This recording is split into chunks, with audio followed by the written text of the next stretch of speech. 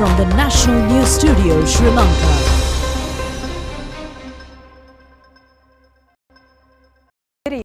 Welcome to the National News broadcast coming to you live from the National News Studio here at Rupavahini.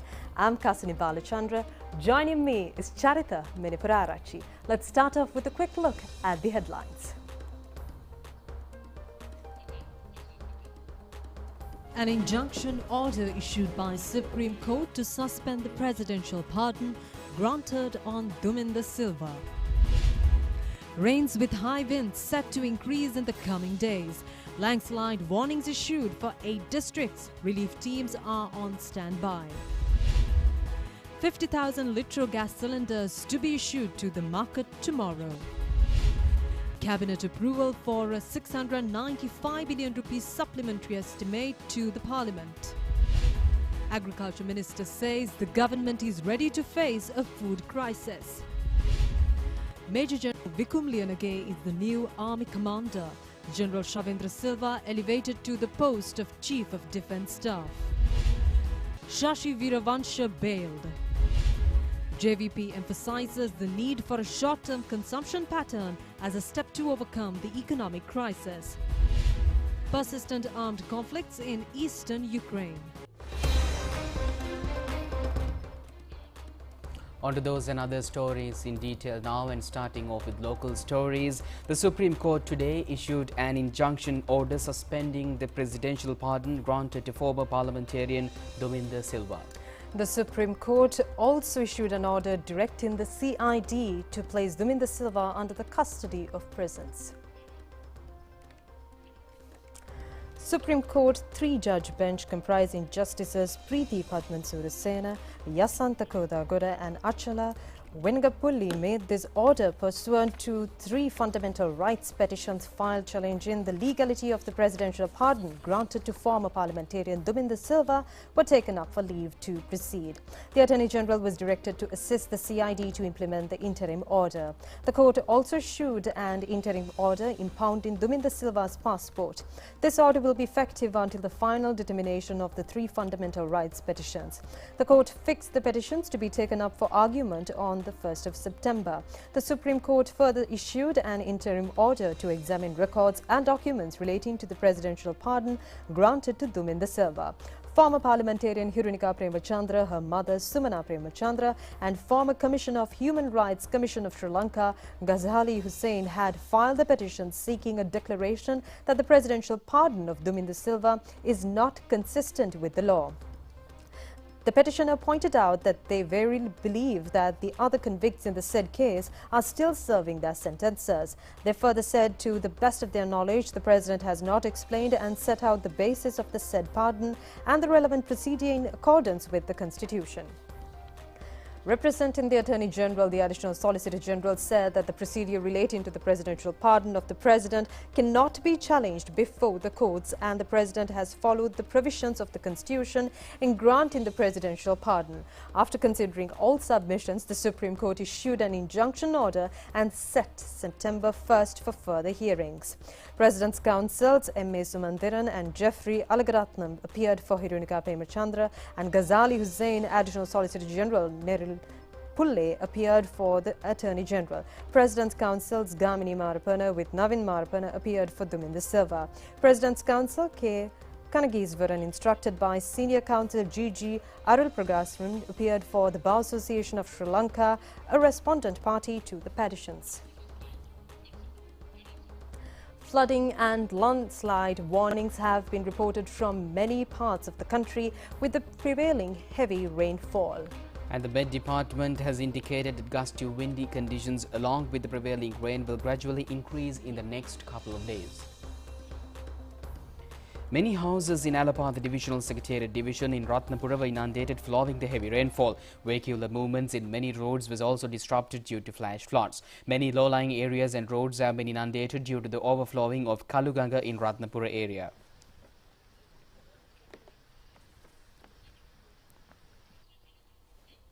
Many low-lying areas and several roads have been inundated due to the overflowing of the rivulet of Nimalwala Ganga, Kirama Ara Oya with the prevailing heavy rains. Sri Lanka Navy has taken steps to deploy 6 relief teams in Sabaragamu and southern provinces to facilitate relief assistance for the residents in flood-prone areas. The teams have been deployed under the instructions of Navy Commander Vice Admiral Nishanta Ulugethan. Meanwhile, Sri Lanka Navy took steps to extend relief assistance for residents, including students sitting for the O-level examination amidst the prevailing flooding situation near Delgoda Bridge along Kalawana Pothupitia Road.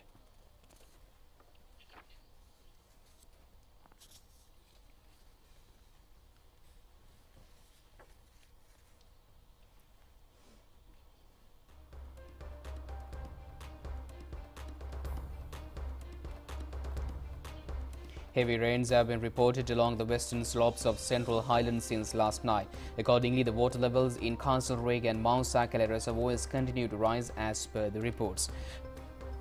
Nuwara Eliya District Disaster Management Unit has informed the public to be cautious of the risk pertaining to the inclement weather condition. Motorists have been requested to be cautious of earth mound collapses in several places along Hatton-Nuwara Eliya and Hatton-Colombo main roads. Two sluice gates of the Daridruai reservoir have been opened up to 2 feet each this morning due to the spill level recorded at the reservoir.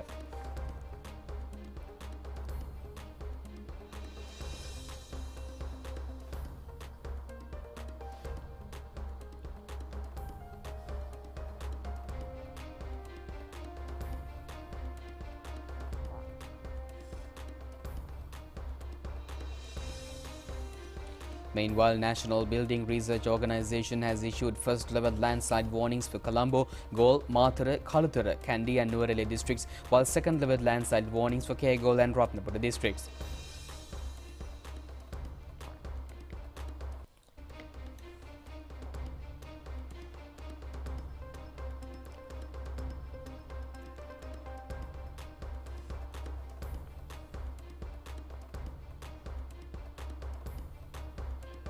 Reports have indicated that vehicular movement on expressways have been disrupted due to heavy rains.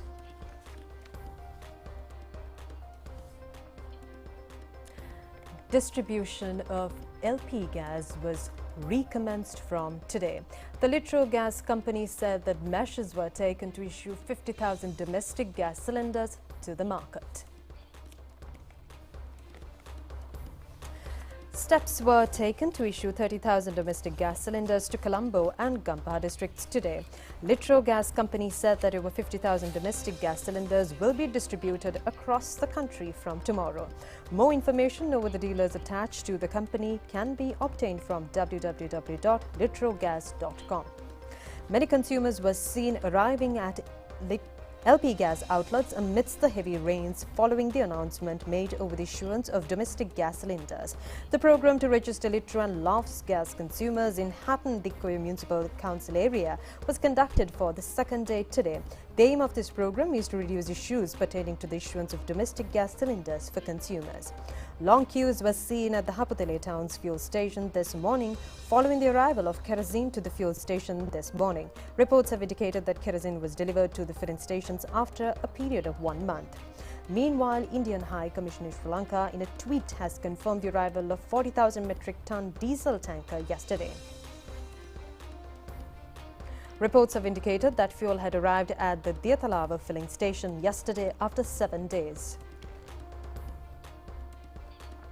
The Ceylon Electricity Board has announced that the power interruption will be reimposed from the 2nd of June to the 4th in an effort to manage the power demand. Accordingly, 2-hour power cuts have been approved, with 1-hour power cut from 2 p.m. to 6 p.m. and 1-hour power cut after 6 p.m.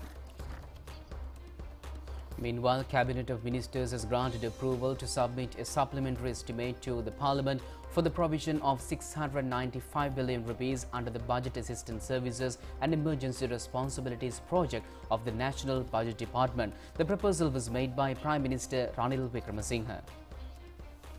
The government has introduced an assistance package for some of the beneficiaries, state communities, pensioners and government servants at the beginning of 2022 to reduce as much as possible the hardships faced by the public due to the adverse economic conditions. A decision was reached to submit a supplementary estimate to Parliament to cover the cost and secure the necessary funds to maintain the essential public services without hindrances.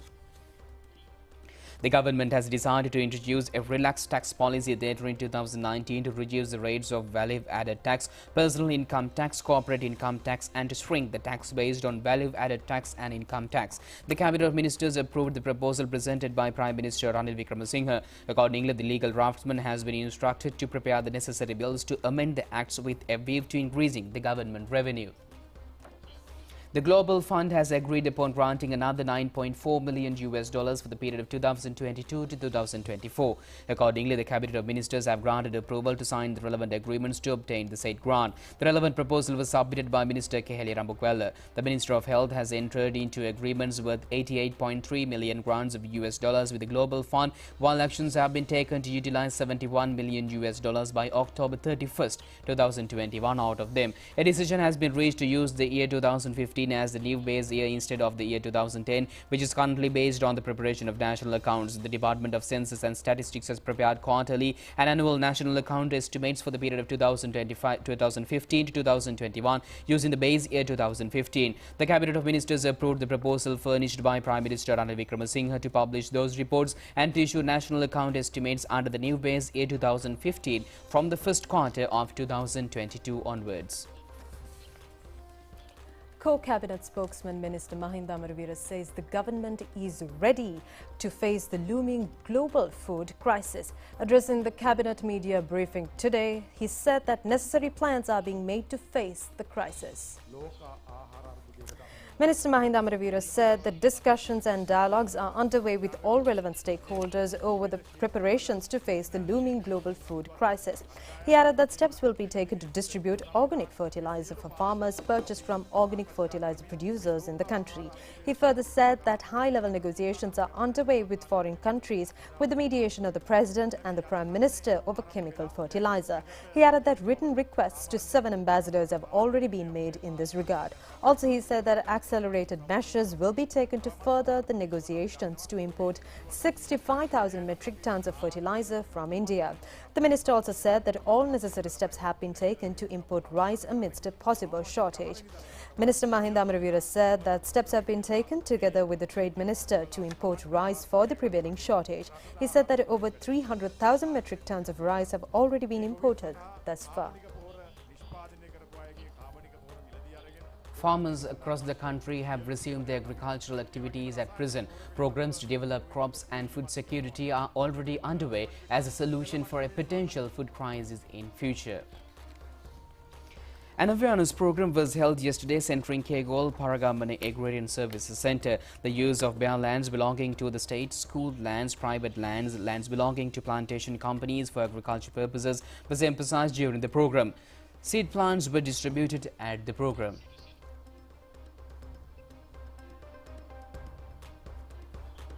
Farmers in Walava zone have indicated that their paddy cultivation for the Yala season has been successful. Accordingly, the resident business manager Vambilipiti Mahavali Authority said that close to 20,000 hectares of land expected to be cultivated, benefiting 35,000 agrarian families.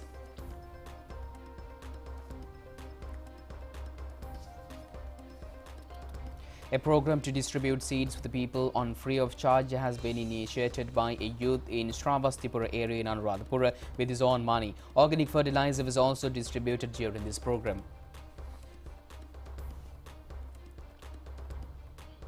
Successful home gardening has been conducted at Devrumvela Historic Vihare in Valimada. A variety of vegetables and fruits have been cultivated at the Vihare.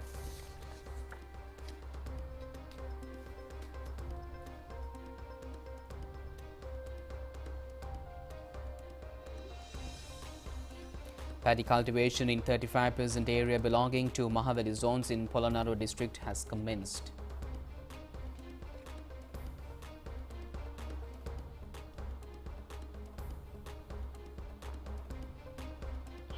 A media report has surfaced over a group of sailors who had cultivated a successful vegetable plantation inside a vessel. Accordingly, a group of Sri Lankans of the shipping Chinese vessel have used compost produced with the waste of the ship.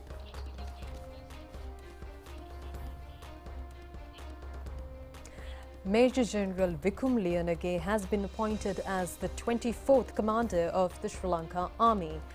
Major General Vikum Liyanage received his official letter of appointment from President Gotabaya Rajapaksa at the President's house in Colombo today. Major General Vikum Liyanage, the most senior officer in the army, will be elevated to the rank of Lieutenant General from tomorrow with the assumption of duties as the commander of the army. Lieutenant General Vikum Liyanage, as an officer cadet, joined the Sri Lanka Army on October 27, 1986 and followed basic military training at the prestigious Sri Lanka Military Academy at Diathalava and subsequently at Pakistan Military Academy. Upon successful completion of officer cadet training, he was commissioned in the rank of second lieutenant and was posted to the Gajaba Regiment during his 35 years of illustrious military career. He has held a numerous of significant command, staff and instructional appointments, including platoon commander, company commander and adjutant of the 4th Gajaba Regiment. Lieutenant General Vikum Liyanage was able to widen his horizons through the experience gained over the years from respective appointments in his office and through further training he underwent during the peak of the final humanitarian operation. General Vikum Liyanage commanded the 8th Gajaba Regiment of Victoria's 57th and 56th Divisions, which were actively conducting operations. He was able to achieve many victories against the LTTE. Lieutenant General Vikum Liyanage was actively taken part in operations against the LTTE, has been adorned with gallantry awards of Rana Vikrama Padakama.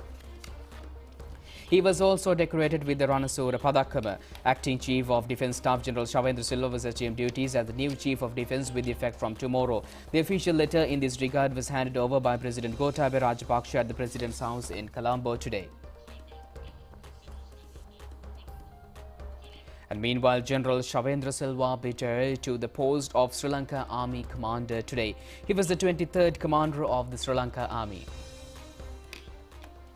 After joining Sri Lanka Army in 1984, he was commissioned in 1985 and was posted to the Gajaba Regiment as a lieutenant and as the first ever Gajaba Regiment officer to be originally posted to the regiment since its inception. He gradually climbed to the peak of seniority after holding various ranks in his 38-year service in the military. As a brigadier, he commanded the Victoria's 58th Division in 2008 during the humanitarian operations against the LTTE. His division made the longest journey during the operation and fought until its final victory and captured single largest landmass ever captured by the formation. In the aftermath of the war in 2009, he reached a landmark achievement in the history and was fortunate to be the youngest ever to be promoted to the rank of Major General in the Sri Lanka Army. In 2010, he was assigned to the Ambassador and Deputy Permanent Representative of Sri Lanka to the United Nations in New York. After holding various ranks in the Sri Lanka Army, General Shavendra Silva was appointed as the 23rd Commander of the Sri Lanka Army on August 18, 2019. He was also appointed as the Acting Chief of Defence Staff on January 2, 2020. He was elevated to the rank of General in December 2020. With the outbreak of the COVID-19 epidemic in Sri Lanka, he was appointed as the head of National Operations Centre for Preventing of COVID-19 Outbreaks Spread to drive against its transmission with health authorities. The National Operations Centre for the Prevention of COVID-19 Outbreak was then transformed to be the Green Agriculture Operations Centre in 2021, in which General Shavendra Silva was appointed to the head of the centre. A farewell ceremony for the outgoing Army Commander General Shavendra Silva was held at the Army headquarters this afternoon. A guard turnout was presented by troops of the Gajaba Regiment to the outgoing Army Commander.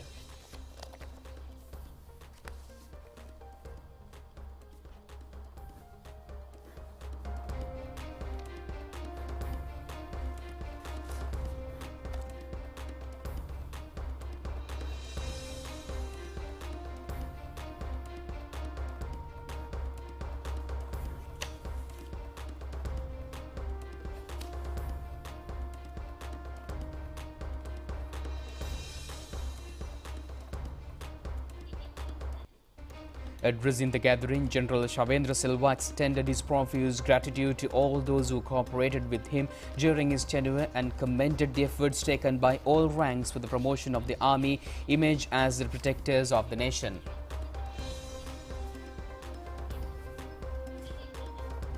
The handing over of the Army Commander's ceremonial baton to the Lieutenant General Vikum Liyanage was held at the office of the Army Commander. A simple and dignified straight-line salute for the first of its kind, joined by most senior officers of other ranks, when was held at the outgoing commander who left the Army headquarters following the farewell ceremony.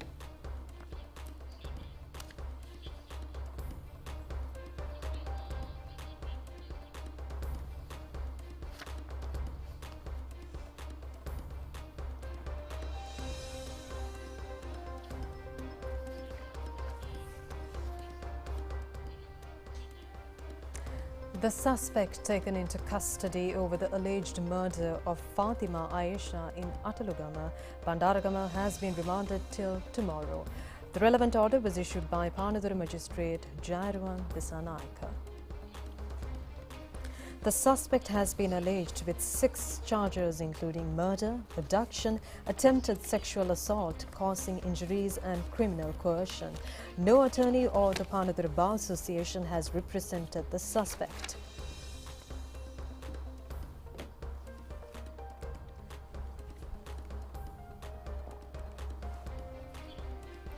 The final rites of the deceased was held at the Atalugama Grand Mosque Cemetery last night.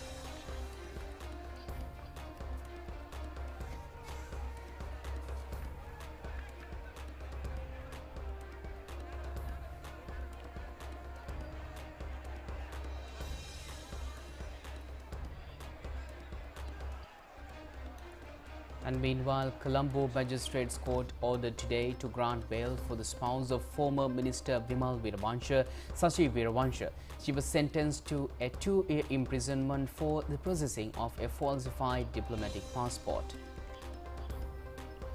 Sashi Veeravansha appealed against the 2 years imprisonment sentence, and her attorneys had requested the courts to release her on bail until a final verdict over the appeal is issued. Accordingly, Colombo Magistrate Nandana Amar Singh granted bail after considering the request. Accordingly, she was released on 2 personal bails, each worth 500 million rupees, and a cash bail of 50,000 rupees.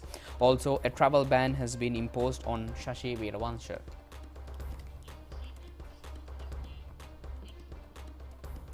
More stories on the other side of this break.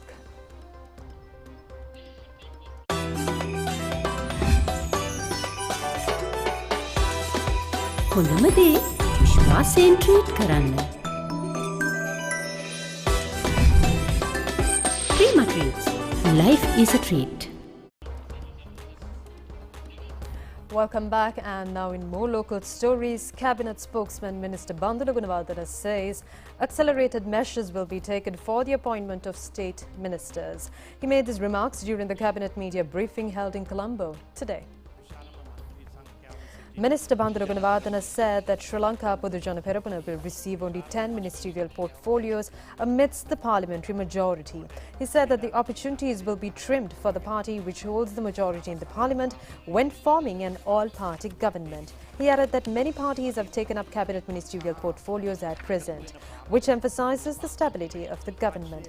Minister Vijayadasa Rajapaksa briefed the changes made to the 21st constitutional amendment. He added, the minister said that the MPs will gain the opportunity to scrutinize the amendment this Thursday. He further said the discussions over the amendment will be held at the next cabinet meeting. Japan Deputy Head of Mission Katsuki Kutaro met with Minister Professor G.L. Peters recently. This meeting was held to discuss various matters pertaining to bilateral engagements, domestic developments and assistance from the international community in overcoming the current economic challenges encountered by Sri Lanka. Minister G.L. Peters extended his gratitude for the generous assistance and support extended by Japan during the peak of the COVID-19 global pandemic. The Foreign Minister Peters requested continued support from Japan both bilaterally and through bilateral channels to mitigate the economic challenges in Sri Lanka.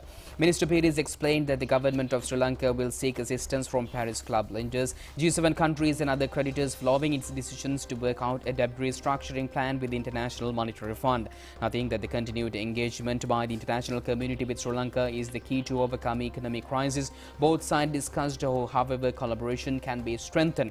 In this context, the Japanese envoy reiterated the support of the Japanese government in finding sustainable solutions to stabilize the economy of Sri Lanka. Samagi Janabala Vegya says holding an election is the only solution for the present crisis in the country. MP Lakshman Kiriyalla made his remarks during a media briefing held today. MP Lakshman Kiriyalla said that the opposition foresaw the present economic crisis 1.5 years back. He said that the opposition leader as well as opposition parties warned the government in this regard. He said that election is the only solution for the present crisis.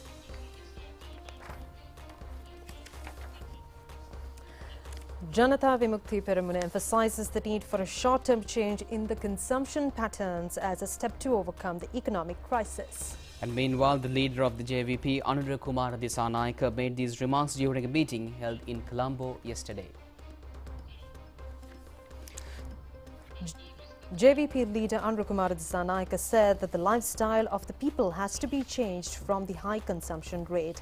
He added that the country has spent $3.8 billion for food items, similar to the entire fuel cost of the same year. He said that economically challenged countries have resorted for changes in their consumption patterns to suit the country's requirements. And meanwhile, today is the 53rd day of the people's protest underway in front of the presidential secretariat at Goldface Green. Many crowds from various parts of the country arrived at the protest site last night as well. The protesters continue to engage in their demonstrations while raising slogans. A group of Muslims also arrived at the protest site requesting justice for the child who was allegedly murdered in Atalugama.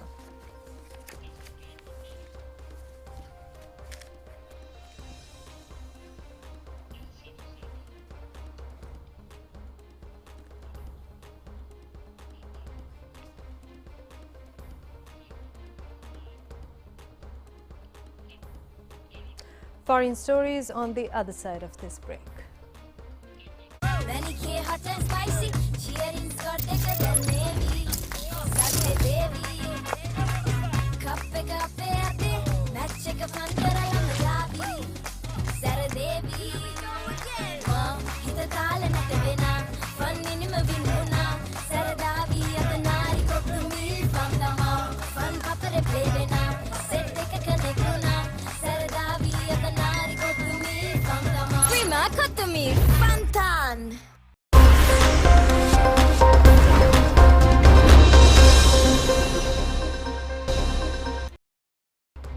And in your foreign news tonight, the Ukrainian official in charge of the region has said that Russian forces have taken partial control of the East Ukrainian city of Severodonetsk as Russian forces push deeper into the Donbas region. Ukraine regional governor said in a statement on social media that the situation is extremely complicated and part of Severodonetsk is controlled by the Russians. He further said Ukrainian forces still retain some areas within the eastern Ukrainian industrial city and the Moscow's troops cannot move freely through the city. Russian troops are fighting street by street with Kiev's forces in a battle that has left the strategic eastern city of Severodonetsk, once home to 100,000 people, in ruins. Artillery fire has destroyed critical infrastructure and damaged 90% of the buildings, and power of communicators have been largely cut in the city, Mayor Olensko Spruki said. He estimated that 1,500 civilians have died in the fighting. Governors of the Luhansk and Donetsk region had said that 6 civilians, including a journalist, were killed in shelling. Authorities in Kharkiv also reported 1 fatality, and meanwhile the struggle continued for the southern Kherson region.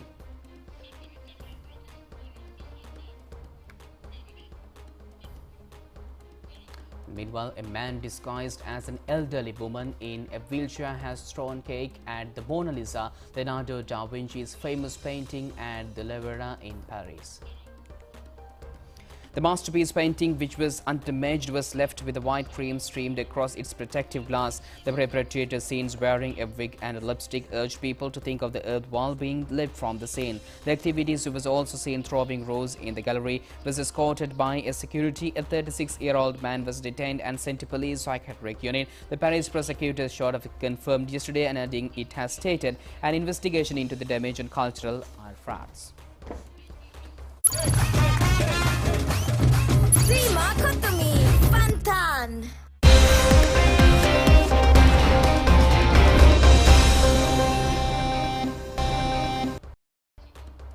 Taking a look at your sports news tonight, the Australian squad taking part in a series with Sri Lanka is expected to arrive in the country tomorrow evening.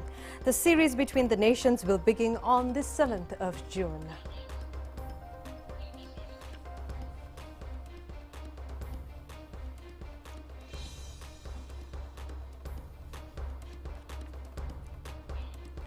The The series consists of 3 T20 matches, 5 ODIs and 2 state matches. The series will begin at the T20 series, which will be held on June 7th and 8th at R. Premdas Stadium in Colombo and June 11th at Pallekele International Stadium. The T20 captain of the Australian side is Aaron Finch. Glenn Maxwell, Stephen Smith, David Vaughan and Marcus Stoinis are the key batters of the Australian side. Jose Hasselwood, Ashton Grader, Kane Richardson, Mitchell Marsh and Mitchell Simpson will lead the bowling unit, while Mitchell Marsh and Sean Abbott are all the all-rounders of the side, and Josh English and Matthew Wade will be the wicket-keepers. The first one-day international match between Sri Lanka and Pakistan women's sides is set to take place tomorrow. The match will be played at Southern Club Cricket Stadium in Karachi.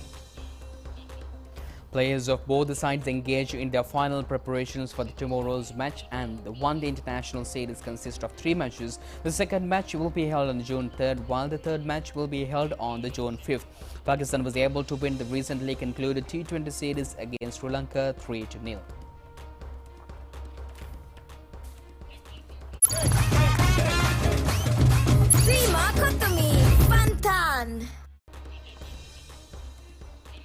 And with that, we conclude tonight's English news on Rupavahini. I'm Kasani Balachandra, together with Charita Minipurarachi, signing off. Good night.